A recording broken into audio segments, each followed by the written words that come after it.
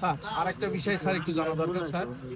আমাদের এই যে মানে নির্বাচন সংক্রান্ত মোবাইল ব্যাংকিং এর ক্ষেত্রে কোনো রকম কোনো বিধিনিষেধ আছে কিনা, মানে হয়তো আমি যেমন স্যার টাকা নিয়ে আসবো 10,000 টাকা বাড়ি থেকে, এটা স্যার আমি 11 তারিখে আমার টাকাটা মা হাতে পাবে, ওখান থেকে পাঠাবে স্যার আমাকে।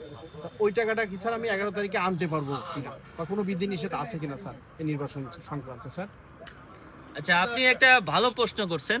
আমরা এখন এমন একটা সময়ে বসবাস করি যে সময়ে আমাদের প্রতিনিয়ত যে ট্রানজ্যাকশন করতে হয়, তাতে আমরা এই মোবাইল ব্যাংকিং এর উপর অর্থাৎ বিকাশ, নগদ এইগুলার উপরে আমরা খুব পরিমাণে নির্ভরশীল হয়ে গেছি।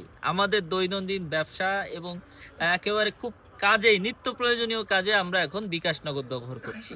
কিন্তু সবার একটু মাথায় রাখতে হবে যাতে নির্বাচন কেন্দ্রিক কেউ অবৈধ অর্থের ব্যবহার না করতে পারে।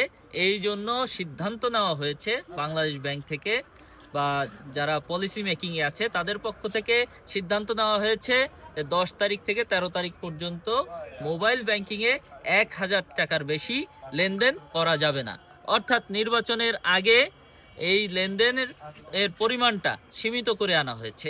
1,000 টাকার বেশি লেনদেন এক্ষেত্রে করা যাবে না। তাই যাদের লেনদেন করার প্রয়োজন, যদি সেরকম প্রয়োজনীয়তা থাকে, এর আগেই যেন সেরে ফেলে। ধন্যবাদ।